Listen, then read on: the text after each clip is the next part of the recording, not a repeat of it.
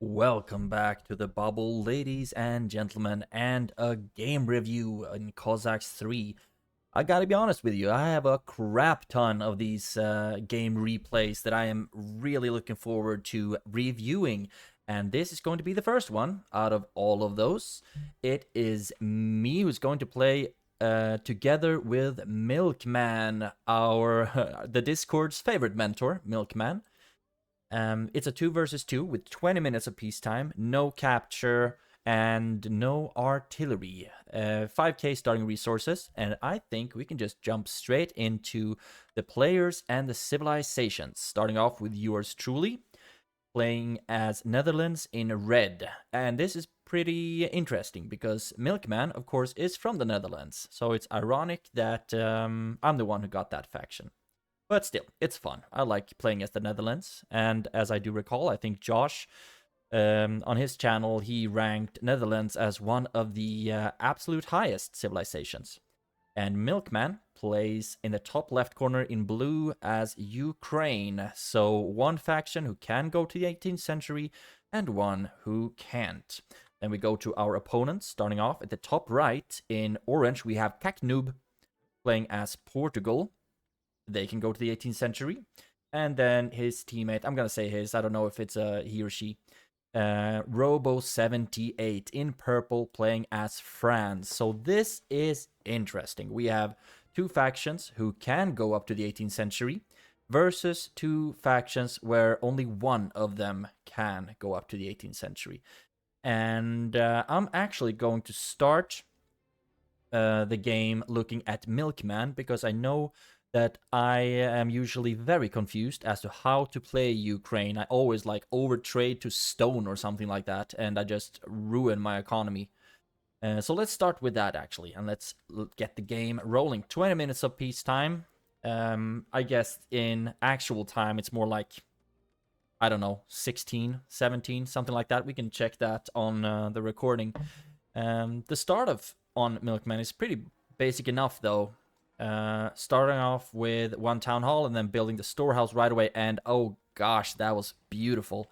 And then going straight into the market. So no blacksmith from Milkman. I usually start with a blacksmith and a storehouse just to get the timing, but I mean, I think he's practiced this a couple of thousand times. So he's got that down to pat. And now already queuing up the second town hall, and now he's getting the blacksmith and trying to concentrate his infrastructure around the fields and the mill, so he doesn't have to walk around too far with his peasants. Also, that's something you want to do. As soon as the peasants come out, start having them build gold mines. You can see that he has traded all of his coal and most of his iron to be able to afford the third town hall. And the thing with the town halls for Ukraine is that they don't cost any stone, so you only need to trade all of the resources for wood. That's something that differentiates them from regular European factions, where you usually trade for like coal for wood and iron for stone or something like that. But 3 town halls are up and running, and now he's getting his first and second Cossack house, and also queuing up a stable, still concentrating all of his builds around the mill or the field. But that's enough of that. Let's look at how the rest of us are doing. I'm also, with my 3 town halls, got the barracks down. Haven't started a stable yet, though. So Milkman was a lot quicker with that. Usually, I want to trade for the academy as soon as possible, but it seems like I've already messed stuff up. Also, I haven't found my second gold mine yet. Milkman, there I found it. Milkman had both of his first, all 3 of them actually, pretty close to base, so we could see them right away. Whereas I need to walk a bit to find them, so I start sending the musketeers out to scout. And usually I want an academy right about now, to be honest. But I think what I'm going to try to do is rather save the gold instead of trading it for wood, using it to upgrade the gold mine. So because we have 20 minutes peacetime, we can buy ourselves a bit of stronger infrastructure, so a stronger economy is the correct word, before we start focusing too much on the infrastructure, I guess. Because usually I trade down all of my gold, almost, so I have enough stone and wood to fill all of my mines. There, I got the 3rd gold mine. Where is the 4th? Probably somewhere around here. The 4th one is always... Oh, over there actually. So much rather have it close to Milkman than having it close to my opponents. And speaking of which, it looks like they are a bit behind on points, but we can still check on Kaknoob and Robo and see how they're doing. Kaknoob is also building a very centralized infrastructure around the field. So great stuff. Also starting with Musketeers. Basic build, and it looks like he already has only 2 town halls though. That's why. So he has used his economy. Instead of building a 3rd town hall, he's used it to build an academy. Interesting choice. He could also afford a stable, but instead he's going heavy on the mines, coal and iron, etc. Usually I need iron, of course, to sustain my military production, because I trade all of my iron right off the bat. And then I usually wait with more of these mines until I've got all of my gold mines into level 2. That's at least what I try to do. But I know that trying to do something and actually doing something are 2 completely different things. Robo is also only on 2 town halls, and he hasn't built his civilization as central as the rest of us has. Also, he hasn't started building on that gold mine quite yet, and he has some idle peasants. That's why you want to send the spawning point of the peasants right to the field, because instead of standing here doing nothing, they could collect food. And he's also quick on sending peasants to stone and wood. And the placement of the storehouse is not the best. Usually, when you place a storehouse, you want to put it below the resource point. But if we look at how the peasants drop off the resources, let's see if we see one who's gonna go drop it here. You see him walking around and dropping it at the top corner here of the storehouse. So you do want to place it on the bottom of the resource. But now the town hall has basically got that role for the storehouse. So I guess good placement on the town hall. And still only on 2 town halls, speaking of which. He has a lot of coal and a lot of iron, so I guess he didn't do that trade. And am I seeing this wrong? He doesn't have a market. Am I missing something? No, he actually doesn't have a market. So, of course, he hasn't traded anything. And that's a bit of a blunder, I guess, because you want to trade as quickly as possible to put those resources into work, getting the town halls and or get the market as soon as possible, so you can trade for the town halls and all kinds of things, just to balance out your economy. Because this amount of coal is not really necessary unless you're trying to be really fast on getting the harness, for example, or the 2nd stone excavation upgrade. Speaking of upgrades, he has gotten the wood cutting efficiency, although I don't see him actually taking a wood excavation point. I guess he's using this one. Usually, you want to aim for a very concentrated area of wood and put your storehouse right there, and then send like 25-something peasants to harvest that, and that should get you in a good tempo to start setting up your stables. Speaking of stables, let's go back to Milkman. Now he has 3 Cossack houses, still 1 stable, and he's going with the sick Cossacks. Of course, one of the more common cavalry units that you see Ukraine making, because they are fast and they are not that bad actually. 13 attack, 250 health. So they are, of course, a lot better than the mercenary ones that you get at the diplomatic center. He's also, of course, going with the Serdukes, because that's the only infantry choice he has. Getting low on food, but he got a handle on that quite quickly. And since we don't have capture on, you might question the choice of going with sick Cossacks, because they are usually only good for harassments and raids, but also they might be very good at taking out dragoons or musketeers, which most of us are going to build our entire armies on, except for like round shears, I guess. But other interesting cavalry units from Ukraine are, of course, the Register Cossack, basic light cavalry that are a bit slower, but they train faster than the sick Cossacks, so I guess they got that going for them. They're also pretty cheap. Cost a lot more gold, though, but less food. And then, of course, they also have the Hetmans. I think these are some of the few cavalry units that I would compare to, I think it's Turkey's heavy Sipais, who are just crazy tanks, basically. They are effective against both infantry and cavalry, very high attack and defense values, high cost, slow building time. But they are tanks when you mass them up. Abso-freaking-lutely. And if you look at his economy, 64 on gold right now. That's something I've always admired with Milkman. He is very quick at building a really strong gold economy. He puts a lot of effort into that early in the game. Now it's getting the first stone excavation upgrade as well. So I'm guessing you can see here, the peasants go to drop off at the top of the town hall. So that's decent placement. Might also want a storehouse right here, for example. Yes, look at that. Great minds think alike. Now we can go back to my base. Not speaking of great minds, just I want to see what the hell I'm doing in this game. Got 2 stables up and running. And look at that storehouse positioning. Pretty gosh darn good. And this is what I talked about, getting the storehouse in the center of like a very concentrated wooded area. And now, if I'm guessing, I just want to go for 18th century now. That's why I got the artillery depot and the church, and also got the Diplo center up. And as soon as I got that, I will start making round shears. Yes, there we go. Because we need some kind of a shield, literally a shield between us and whatever our opponents are gonna throw our way. Speaking of which, let's go first up to Kaknoob, who seems to be doing a bit better point-wise than Robo. And he is making, yeah, musketeers, dragoons, basic builds. Only 1 stable though, and he has gotten the 3rd town hall, and this base is pretty. I like it. I mean, 2 fields here in the middle. Everything's concentrated around the base. This is aesthetically pleasing as heck. I like it. And now, even more stables. It already queued up 2 more. Damn, that's good job right there. Also has the artillery depot and the church. And I'm guessing that he's going to try to go up for the 18th century as soon as possible. Just needs more food and more gold. But he has a heck ton of coal that he actually could sell. He hasn't gotten the harness. Hasn't gotten the 2nd stone excavation upgrade. Might get that soon though.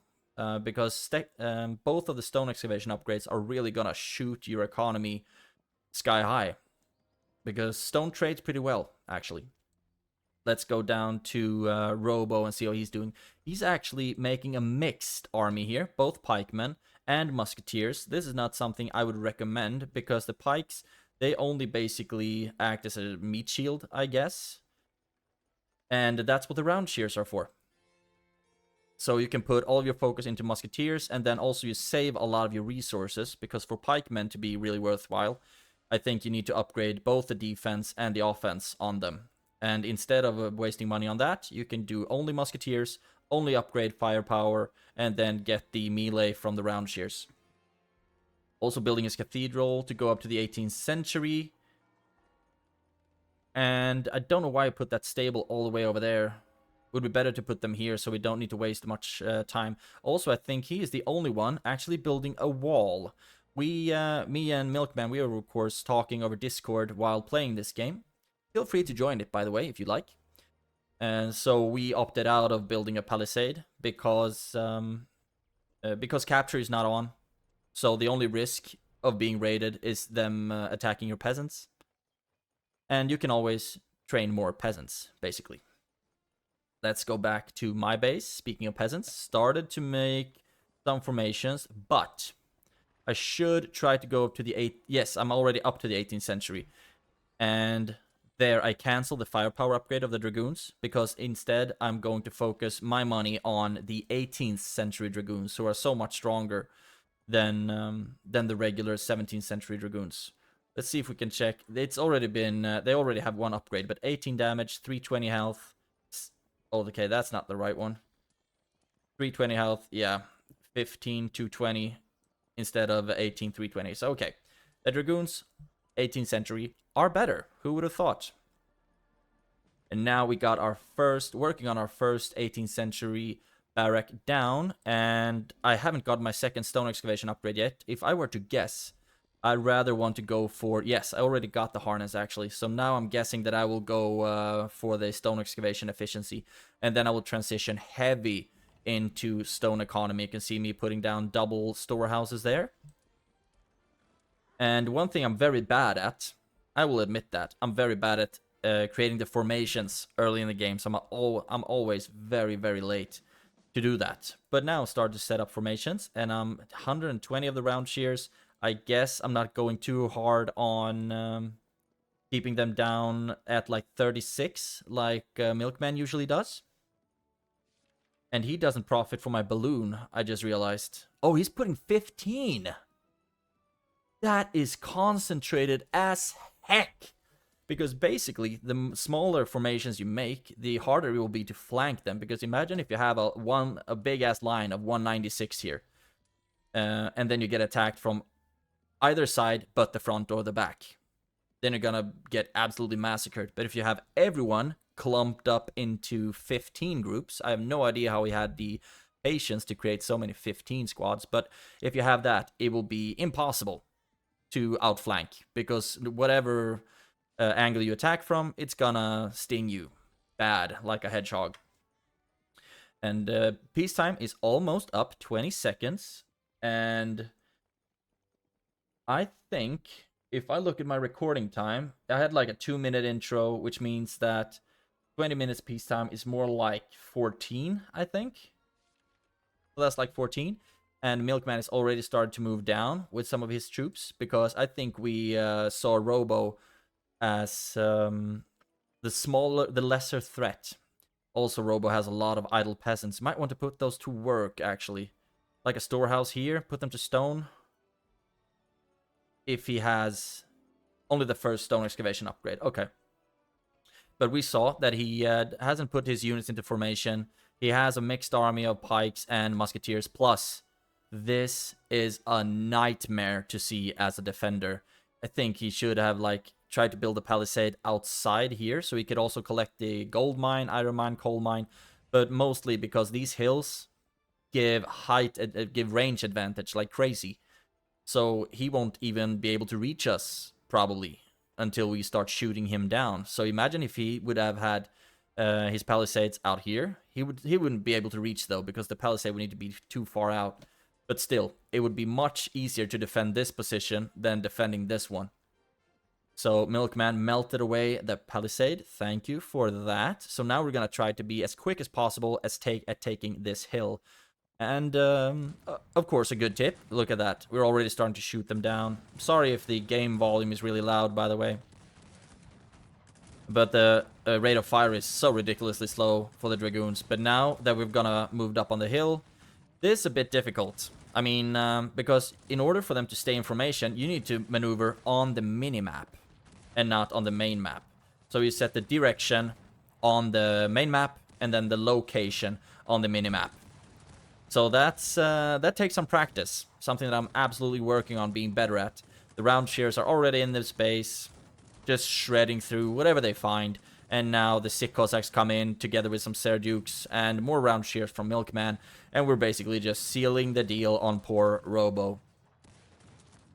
If I were to give some tips to Robo, probably he's not gonna see this video. But if I were to give some tips, more concentrated, get the market up. Doesn't look like he even has a market yet. To get the market up as soon as possible so you can start trading surplus resources and focus on one army troop. When it comes to when we have peacetime, I would recommend musketeers all the way, unless you're gonna face a rushing Algeria or Turkey, I guess. Because then you won't be able to get a big enough army, especially not in like 15 minutes peacetime, to deal with a flood of light infantry. But it did get the 18th century up. How did he manage to do that without a market? But yeah, he was able to do it. And I applaud that. I am just absolutely useless without a market. Even more so than usual. And now Kaknoob is actually coming, trying to help Robo, although most of the damage is already done. But since we cannot capture anything, the game is never really over until you surrender, or until we start getting grenadiers or archers to just set their stuff ablaze. And this was a bad move on my part. Just sent them units in to get massacred. But now Milkman is moving in, and I'm joining him to attack. And the Serdukes are so lethal when you get them massed up. Look at them just absolutely melting away whatever Kaknoob throws at him. And let's see if... And also, of course, get your gold mines, Robo. It's important stuff. Let's see if I haven't started making any grenadiers, so we're not going to be able to destroy the buildings quite yet. But hopefully I will start doing that quite soon, so we can just wipe out one player, and then it's going to be much easier to be in 2v1. Now Milkman is moving up with some of his troops, most likely to face the potential threat that is Kaknoob. And this is a beautiful base. You might say, like, oh, he should have put his stables in another position. But, I mean, in the grand scheme of things, this is beautiful as heck. And the two 18th century barracks right next to each other, also great stuff. Great stuff. Also, he has the storehouse on the southern side there, so that's good. Might be good to put another storehouse in this wooden area here. And yeah, I guess this is okay. Could also put the storehouse there, but I mean, this is micromanaging stuff, and I am in no position to to give anyone advice if you look at how I play my games. But still, it's much easier to coach than to actually do.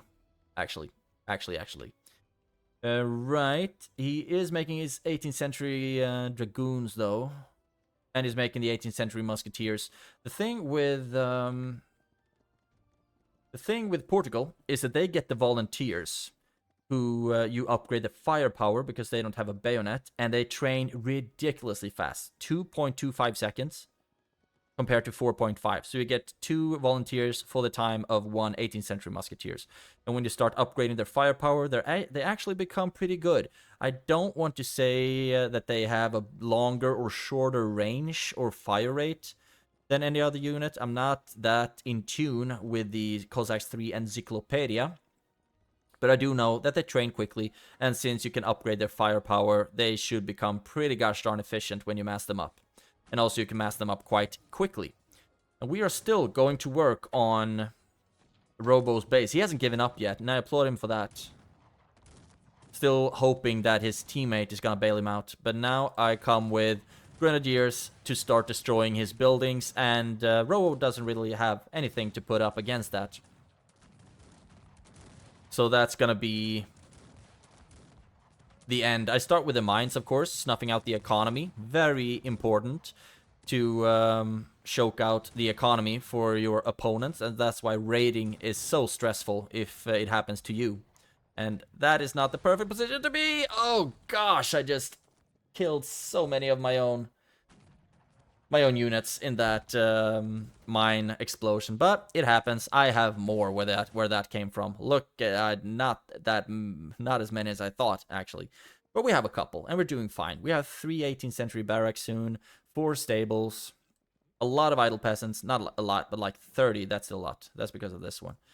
And I think a new town hall would be good. Get some more population space because I need that. And I think that's another thing with Ukraine, for example. They don't get as much population space. They don't get 150 of the barracks, for example. They get 75 in the Cossack houses. But they do get more in the town hall, though. So I guess that's good for them. But the same amounts in dwellings. So population space is going to be an issue for Ukraine. The same as it is for Turkey, or Russia, or Algeria, or... maybe Scotland? I'm not sure, actually. Could very well be the case. But now... Oh, damn, I missed this. Milkman is going to town on his army. And just look at that concentrated little blob. That's not gonna be... It's gonna be impossible to outflank that one. Just a little bullet. Raining bullets. Poetic and beautiful. But now there's nothing left for Orange base. You can see that he just surrendered. He destroyed his base. The same thing has happened with Robo. Yeah, I think he's given up. Yeah. Given up. Kaknoob should have surrendered, because none of us are doing anything anymore. So yeah, I'm guessing that this is a GG, and unfortunately, we don't get that little victory banner when we look at the replays. So we can just guess. But this is my guess that the game is over, and this was a fun one. I always love playing together with Milkman, or any of the other guys in Discord, actually. We're a really happy and friendly bunch. Love playing with them a lot. But Milkman, I always learn so much from him. And also, usually, he's able to carry me hard when I blunder and I fail, which I do on the regular. But that's how we learn, isn't it? So this was a lot of fun. Hope you enjoyed watching it as well, and I hope you learned something. Have a great day and take care. I will see you in the next one.